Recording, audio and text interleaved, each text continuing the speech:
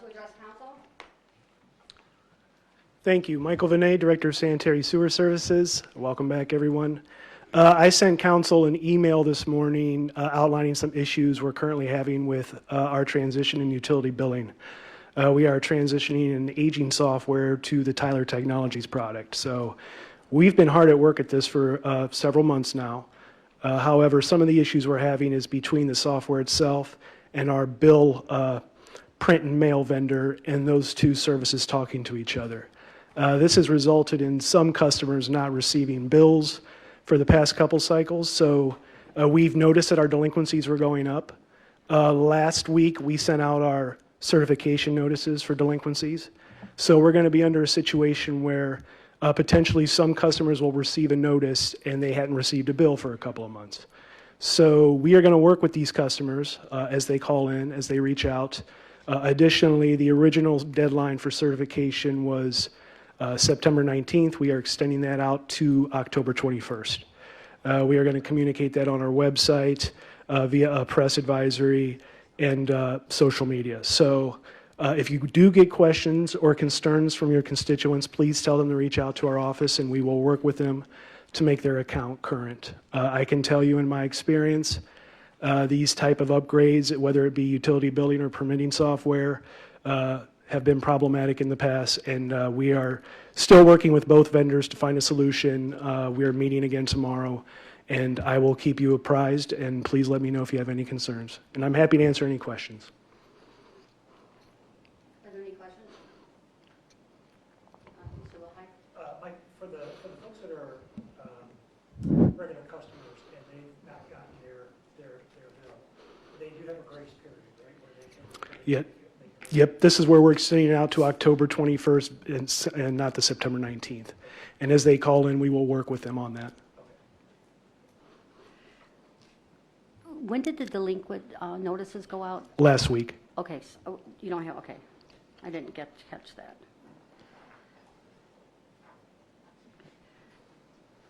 Mr. Ford? Approximately how many folks do you think have been affected by this? Our customer base is 50,000, 15,000 notices went out. Wow. Okay. Thank you. Thank you. No further questions, right? There are 3 motions. There are 24 first readings.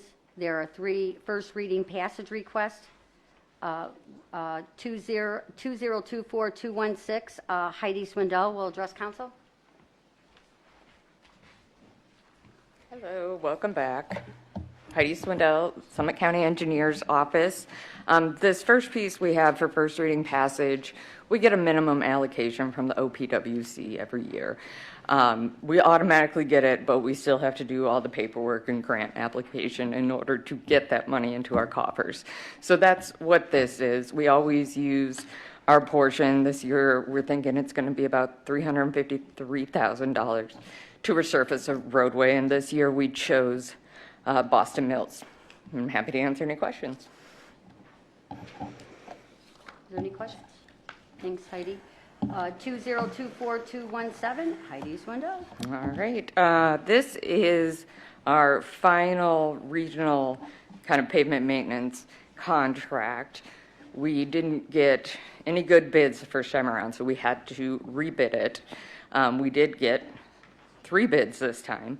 Spano Brothers out of Akron was the lowest bidder. The county share is $45,500, and we are asking for first reading passage so they can get started, get everything done before the end of the construction season. Happy to answer any questions. Are there any questions?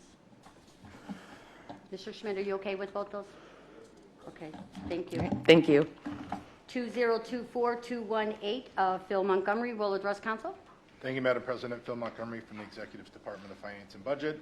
We have before us this cycle's appropriation legislation for council. The first item is the appropriation of $3.3 million. This is the grant that we're receiving from the City of Akron of their ARPA funds to help them clear the backlog on their small home repair projects and things that are going on in folks' houses. That's going to be managed by our Community and Economic Development Department. The next item is $1.5 million for capital projects. This was previously approved by council. This is the grant from the ARPA funds to public health to redo their parking lot and driveway situation at their building. The next one is appropriating $100,000. We're creating a new fund in our financial system for our wellness towers that we receive from Medical Mutual. The next one, first one on page 2, is a new grant for the Department of Public Safety. We have a small $10,000 appropriation for the fiscal office out of their expedited foreclosure fund. The next one is Stormwater Management District for the engineer on the Chaffee Road project, also previously approved by council. And on the last page, we have an appropriation for the engineer's rotary fund to repay developer funds for several projects. They're listed in the description. And then the last one is a new grant for the Common Police Court. And with that, I'd be happy to answer any questions. Do we have any questions? Christine, huh? So on the CARES Act fund in the city of Akron, that's for the 300 houses that we're going to be assisting them with getting repairs done. Yes, ma'am. Do we know if there's more dollars available if we get to that 300? Is that 300 all we think we can get done? I know I've talked to a lot of residents that still have, that haven't gotten contacts. I'd defer to Holly Miller on that one. So the $300,000 is our initial round of funding. 2 other nonprofits have also received funding. If they don't spend all of their money, we would receive their unspent funds for us to spend. Thank you. And what's the timeline for them to have to spend it? For the nonprofits to spend? Yes, before it's transitioned. 2025.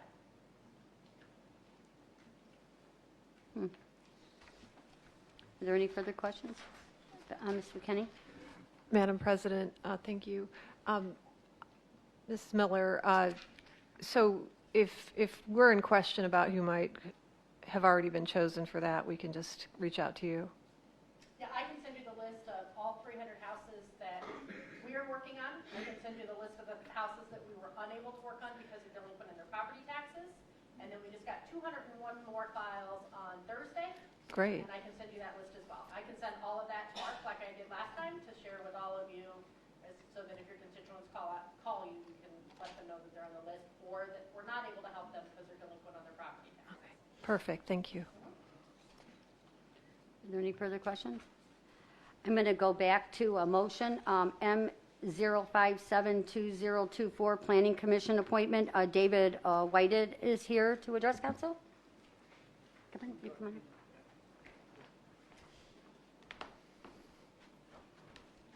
Hello, everyone. Hello. Did you want me to introduce myself? Is that what Yes. you're saying? Okay. My name's Dave Whited. I'm the former director of planning for Summit Metro Parks. I'm a 40-year resident of Summit County, and I've spent most of my life in doing public or local government, participating in local government. I volunteer for a number of organizations now, and I'm on the Planning Commission in the Village of Silver Lake, and I think I have the qualifications to become a member of the Planning Commission. And I know Alan Ravides and some of the other people on the Planning Commission. Denny Stoiber, I've worked with them for quite a while. Thank you. Mr. Thank you. There are no late filings. There is no routine legislation. There is no second readings. There are no third readings. Please rise for the Pledge of Allegiance, followed by Bethany McKinney, and followed by silence and roll call. Oh, not roll call. To the flag of the United States of America and to the republic for which it stands, one nation, under God, indivisible, with liberty and justice for all.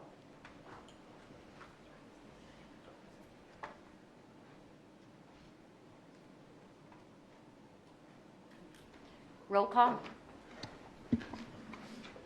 Mr. Smith. Here. Ms. Hyam. Here. Mr. Donofrio. Mr. DeVitis. Ms. Dickinson. Here. Mr. Ford. Here. Mr. Wilhite. Ms. Darrow. Here. Ms. Rogers. Ms. McKinney. Here. Ms. Walters. Here. Thank you. May I have a motion to approve the minutes for June 24th, 2024? I have a motion. All in favor? Aye. Any opposed? Motion carries. Motions for council. M0562024, a motion of council confirming the appointment of Detective Alicia Menifee as second alternate to Detective Dan Kuckler to the Child Fatality Review Board. I have a motion on M0562024. All in favor? Aye. Any opposed? Motion carries.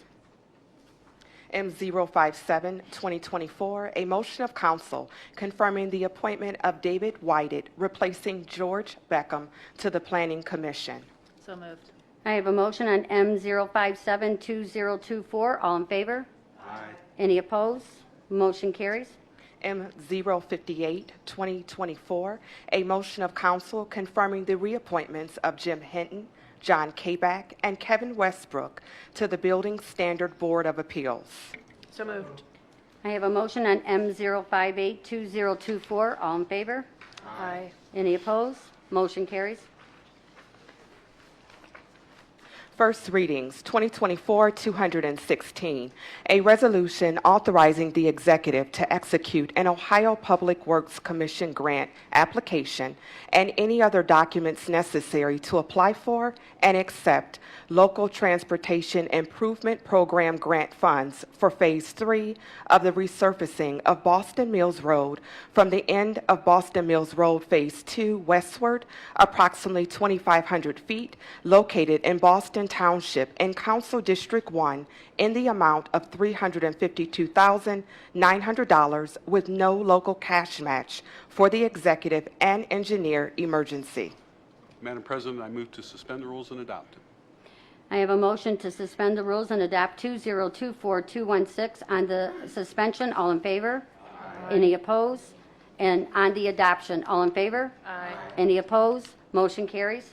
2024-217, a resolution confirming the award by the Board of Control of a construction contract with Spano Brothers Construction Incorporated for the 2024 Summit County Catch Basin Repair Program in an amount not to exceed $93,710 for the engineer emergency. Madam President, I move to suspend the rules and adopt 2024-217.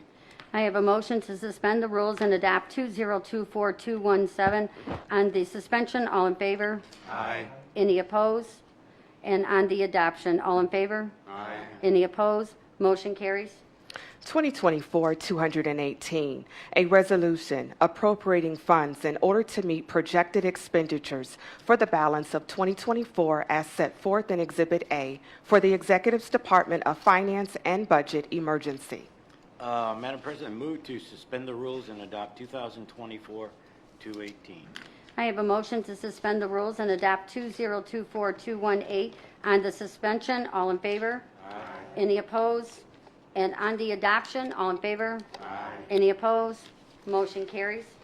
2024-219, an ordinance amending Section 137.01 of the Codified Ordinances of the County of Summit entitled Using Employees and Property by Force Account to reflect the newly revised Ohio Revised Code, Section 5543.19, which raises the amounts for which the county engineer is authorized to self-perform road, bridge, and culvert construction work, and authorizing the force account limit to be increased annually in accordance with Ohio Revised Code, Section 5543.19C, for the lesser of 5% or the percentage amount of any increase in the Ohio Department of Transportation's Construction Cost Index for the engineer emergency.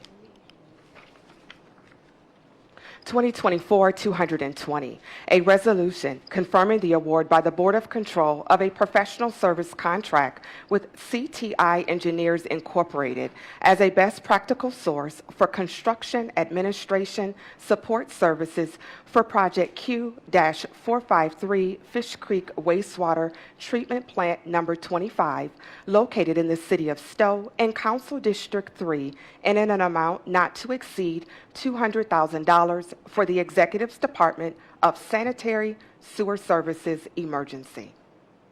2024-221, a resolution confirming the award by the Board of Control of Change Order Number 3 to a professional service contract with Environmental Design Group Limited Liability Company for engineering, design, and surveying services for Project Q456, Pump Station Number 29, and force main improvements located in the City of Stowe and the Village of Silver Lake in Council District 3 in an amount not to exceed $6,050 for a cumulative increase of 72.92% for a total amount not to exceed $131,633.56 for the Executive's Department of Sanitary Sewer Services Emergency.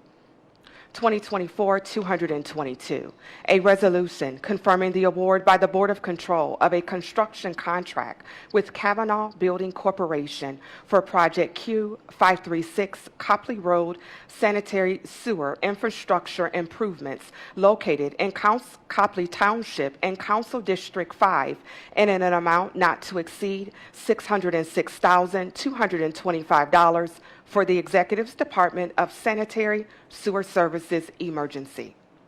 2024-223, a resolution confirming the award by the Board of Control of a contract with Ohio CAT as a best practical source for the rental of an emergency generator to provide backup power to the Fish Creek Wastewater Treatment Plant Number 25, located in the City of Stowe and Council District 3 for a one-year term in an amount not to exceed $266,724 that will be fully reimbursed by insurance for the Executive's Department of Sanitary Sewer Services Emergency. 2024-224, a resolution authorizing the Executive to enter into a cooperative funding intergovernmental agreement with the City of Greene for the installation of a sanitary sewer force main as part of the Maslin Road and Bottler Road and Corporate Woods Roundabouts project located in the City of Greene and Council District 8 in an amount not to exceed $316,738.90 for the Executive's Department of Sanitary Sewer Services Emergency. 2024-225, a resolution confirming the award by the Board of Control of a purchase contract with Miller Builders Limited Liability Company under Sourcewell pricing for an open-sided canopy building in an amount not to exceed $260,108 for the Executive's Department of Sanitary Sewer Services Emergency. 2024-226, a resolution confirming the award by the Board of Control of a professional service contract with Construction Management Services with Apostolus Group doing business as Tamaris for the Courthouse HVAC Improvement Project located in the City of Akron and Council District 5 for an amount not to exceed $513,108 for the Executive's Department of Administrative Services Physical Plants Emergency. 2024-227, a resolution authorizing the Executive to execute agreements with various Summit County criminal justice agencies and organizations for the Criminal Justice Virtual Court Project for the Executive's Department of Public Safety Emergency. 2024-228, a resolution declaring the month of September 2024 as Preparedness Month in Summit County, promoting family, community disaster, and emergency preparation for the residents of Summit County for the Executive Emergency.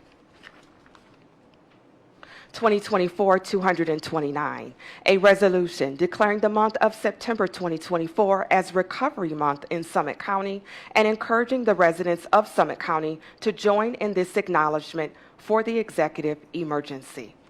2024-230, a resolution authorizing the Executive to execute a grant agreement with Access Point Community Health Centers to finance the construction of fiber to the new I Promise headquarters located at 527 West Market Street in the City of Akron and Council District 4 in a total amount not to exceed $250,000 for the Executive Emergency.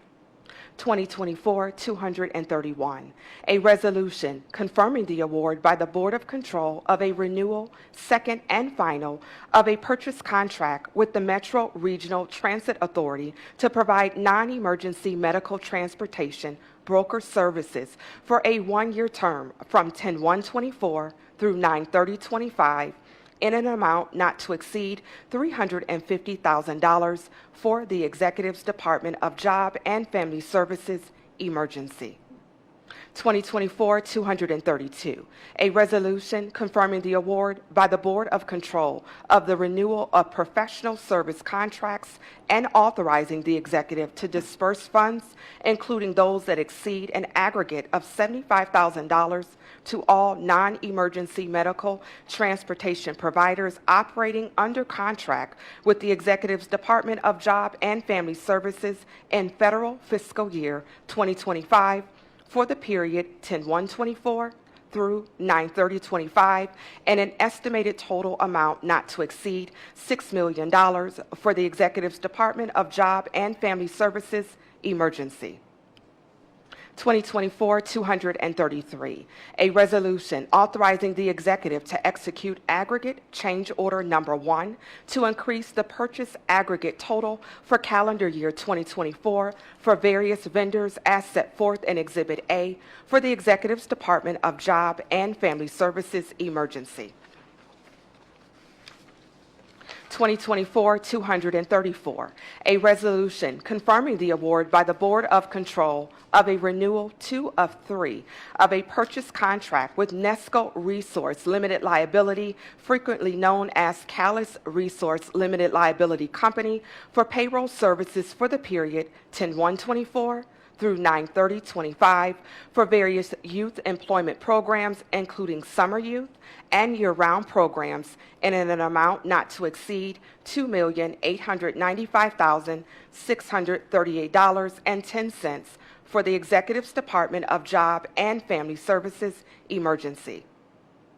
2024-235, an amended resolution confirming the award by the Board of Control of change order number 2 to a renewal first of 3 of a purchase contract with Nesco Resource Limited Liability Company, frequently known as Callis Resource Limited Liability Company, for payroll services for the period 10/1/23 through 9/30/24 for various youth employment programs, including summer, youth, and year-round programs, in an amount not to exceed $650,000 for a cumulative increase of 118.22% for a total amount not to exceed $3,045,638.10 for the Executive's Department of Job and Family Services emergency.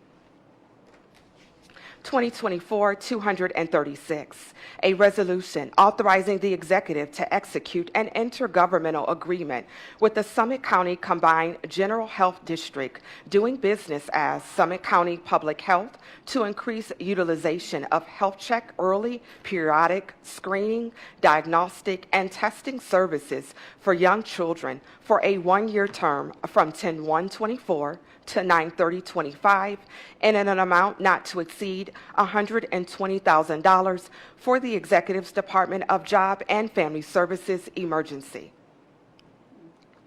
2024-237, a resolution confirming the award by the Board of Control of a professional service contract with United Way of Summit and Medina as a best practical source to provide adult protective services, after-hours call response, and 211 information and referral line services to assist low-income families in assessing nonprofit and government services to meet basic needs for the period 10/1/24 through 9/30/25, in an amount not to exceed $130,000 for the Executive's Department of Job and Family Services emergency.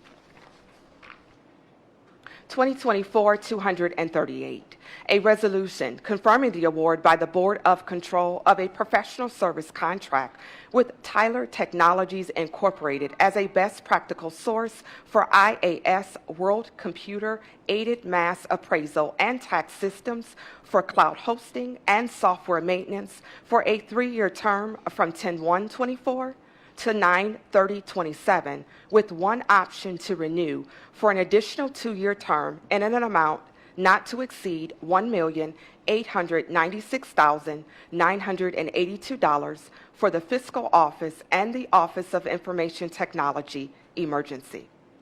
2024-239, a resolution confirming the award by the Board of Control of a purchase contract with GuidePoint Security as a best practical source for SciNet 360 endpoint protection software for a 36-month term from 7/4/24 to 7/3/27 and in an amount not to exceed $293,352.72 for the Office of Information Technology emergency. Thank you. We're going to open up the meeting for public comments. First is Pasolette. Are you going to do the time? Okay, yeah. Good evening, everyone. Good evening. I'm not coming in a very pleased disposition this evening for many reasons, and I'm going to give you what I wrote to you all.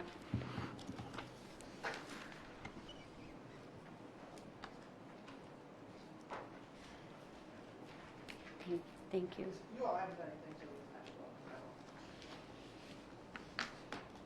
I'm in opposition to Resolution 2024-231 with Akron Metro. Let me start there. As you all know, I've been running for President of the United States of America in this election. This is the 5th time I've run for President. And as you know, I was homeless for 22 years until 4 months ago. And in this homelessness, I got a chance to see some things. Well, one of the reasons I'm against Resolution 2024-231 is because of the racial signage in the Akron Metro RKP Center. It does not have women or men of color portrayed positively at all. Any female that's even close to my color is shaking herself, popping her fingers, and pushing a wheelchair working. I don't see any men of color, and I see blatant racism. And I've asked them to correct that, and they will not do it. As well as raggedy, dirty, broken down buses are in poor and black communities, and they're not correcting that. The reason I came this evening is because I want you to freeze allocating any funding to the Summit County Board of Elections and passing any resolutions. On May 23rd, I went to the board meeting. They were making jokes and making statements about stringing up people who don't do the voting process correctly. They made comments implying that black people and black represents insidiousness. They made insults to the employees, stating that they are somewhat sympathetic to the freedom of their speech and their rights. They insulted social media, saying it's a time waster. This meeting they just had recently, they were stating that employees needed to cut some of their lunchtime to work longer, which sounds like slave work. And I am very insulted for many people. And I had to tell them that women are not still secretaries only. And the jokes that they made about stringing up people, they stated that, oh, we won't give them capital punishment or the death penalty, we'll just string up a few of them. And one of the members, Mr. Brian Williams, went on and on about why something needed to be called black, because they want to use a company called Black Fork, and he said, oh, that's because it represents insidiousness. Right. And I want you to freeze any funding, and I want you to hold them accountable for that. Thank you. Thank you. Next is David Garan. I probably.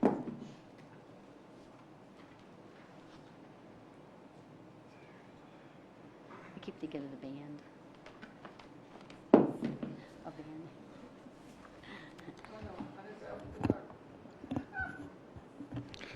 Hi, David. Good afternoon. David Guran, Akron, Ohio.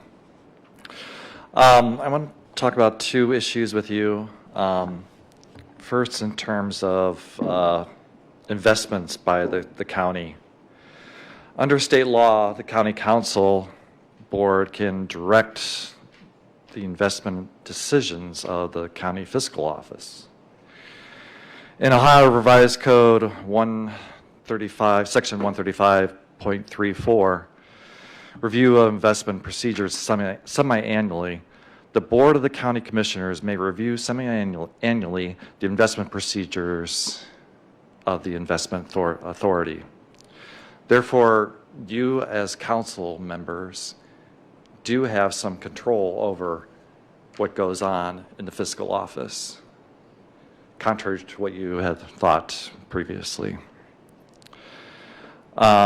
Which brings up the investments in foreign governments. Our group is trying to convince you to not invest in foreign governments, but more importantly, we want a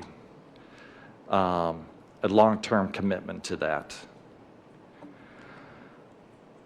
A second thing is I'm going to bring up the sale of SUMA.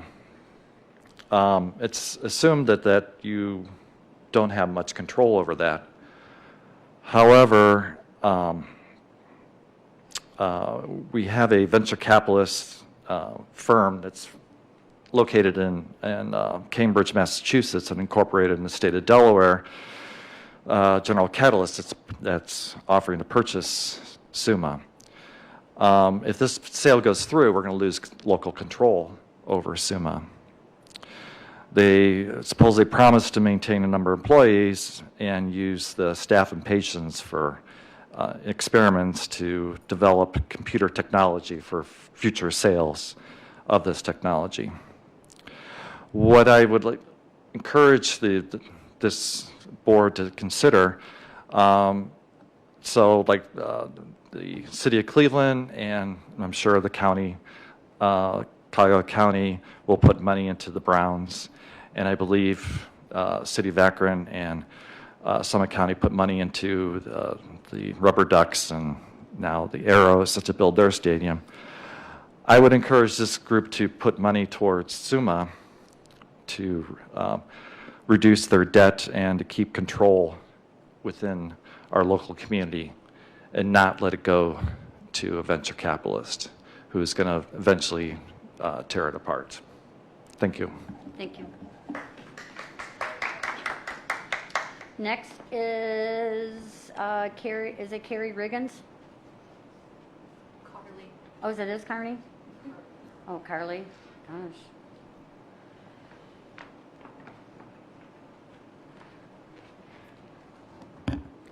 Hello, my name is Carly Riggins, and I'm an organizer with the Party for Socialism and Liberation. I wanted to talk about the county's investments in Israel bonds. Just a couple of things that happened since we last saw each other. The International Court of Justice ruled that the Israeli occupation of Palestine is in fact illegal under international law, and included in their ruling that any UN member state which continues to economically support the state of Israel is also in violation of international law. And though we are not, a country, we are still supporting Israel financially, which is now a violation. The International Consortium of Investigative Journalists also released an article about how Israel bonds are purchased and found that many of these deals are done in sort of backdoor, negotiated with friendship in mind over actual financial interest or the interest of the community at large. The Financial Times reported that Israel quickly borrowed billions of dollars by issuing bonds through privately negotiated deals, despite growing concerns about the bonds' risk. The people should have a say in where our tax dollars go. It shouldn't be decided without community input. I also wanted to talk just briefly about the West Bank. I don't have enough time to get into all of the crises facing the West Bank right now, but I wanted to touch on the environmental crimes committed by the occupation. A 2006 study found that Israel's improper disposal of nuclear waste in the West Bank has allowed toxic materials such as chloride, arsenic, cadmium, mercury, and lead to seep into the groundwater, leading to increased rates of disabilities, cancer, and deformities. This study has been supported by researchers very recently as well. Since October, more than 528 Palestinians, including over 130 children, have been murdered in the West Bank. More than 5,000 have been injured. Recently, the UN human rights chief said people living in the West Bank are being subjected to, quote, day after day of unprecedented bloodshed. Israel's finance minister recently recorded and shared a video where he says to the citizens of the West Bank, quote, we will turn you into ruins like the Gaza Strip. He goes on to blame the Palestinians for the increase in violence when in fact the vast majority of recent attacks have been perpetrated by the Israeli military and the illegal settlers who have carried out raids against Palestinians nearly every day since October 7th. There is no justification for the level of violence we are seeing in Gaza, and there's certainly and inarguably no justification for this violence in the West Bank. These are the things our tax dollars are funding. This is what we're investing in. Please listen to the people and do everything we can to stop investing in all foreign bonds. Free Palestine. Thank you, Carly. Next is Christian Marino.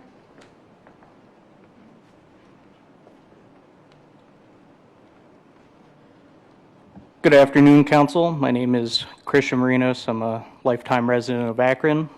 It's nice to talk to you all again. I hope many of you remember me from the last time I spoke several weeks ago about the dire needs to change our county's economic policy and investments.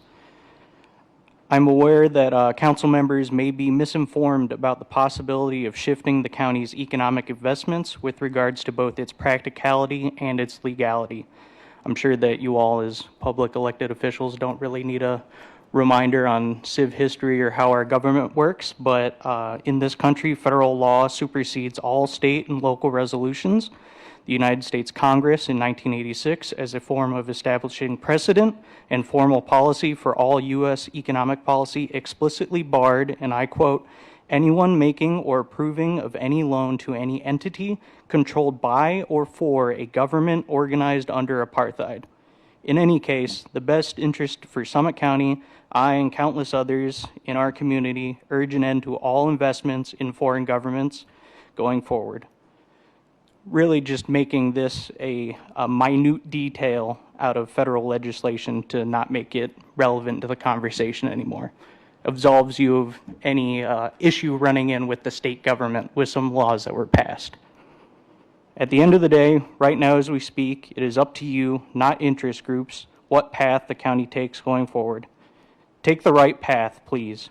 Represent the county with dignity and invest locally, not in foreign entities, and have no ties to this community. The people of Summit County deserve transparency, accountability for their investments, and decisions that are made on their behalf by local government. Thank you. Thank you. Next is Matthew Shalba.